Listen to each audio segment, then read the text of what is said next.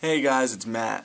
I just got out of seeing The Dark Knight Rises. It's about 4 a.m. right now, so I literally just got out of the movie, got home, and I was then after about idling around for about half hour, 45 minutes, I was like, hey, why not make a video letting everyone know what I thought? Because you guys clicked the video, so you apparently care. So basically, there's absolutely no way I'm going to get through this video without having so many mixed reviews on my opinion. Based on what I've seen on Twitter so far, this film is basically you absolutely love it or you absolutely hate it. When I went into this film, I didn't think anything could really top the last movie, The Dark Knight. Perfectly honest, I thought the film was just going to be a complete and utter flop. But I was proven wrong. In my personal opinion, this film was one of the closest things to perfection I've seen in a while. Now, yeah, I did literally just get out of the movie, and I had zero expectations for this film, as I do with most films I go in to see, so that way I don't really ever leave disappointed, except for in the case of The Hunger Games. But the final scene of the ending was a bit predictable, and I did have a couple minor gripes with a couple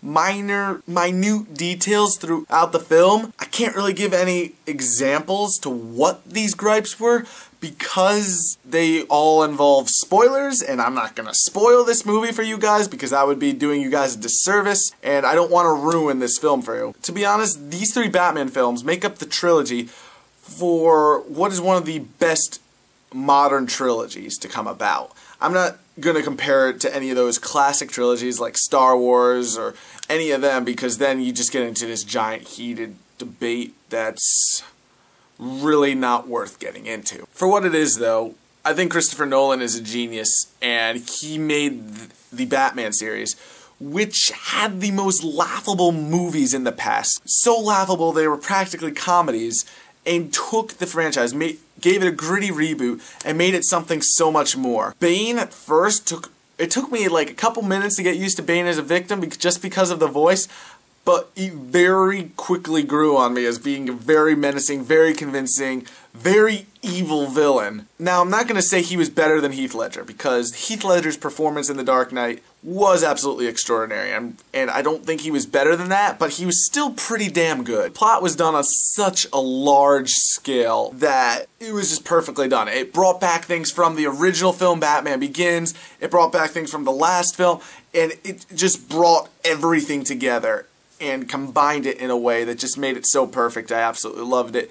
The ending, like I said, is kind of predictable, but still very bittersweet and a great closing to a great trilogy. Nothing is ever perfect, but score-wise, I'm still going to give it a 5 out of 5 because that was one of the most entertaining things I've seen in a long time. I've been Matt Goldsman from youtube.com/MattFollowsChalk.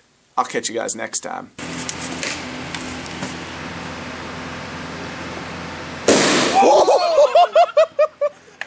Oh my god. That's fucking crazy. You know how much force you need to do that? Frame it from the go to party. We saved Peach together. It's not really her. She's gonna turn around. She's like, ah. It's gonna be a man. It's gonna be a warrior. Motherfucker! I didn't even play this game when I know.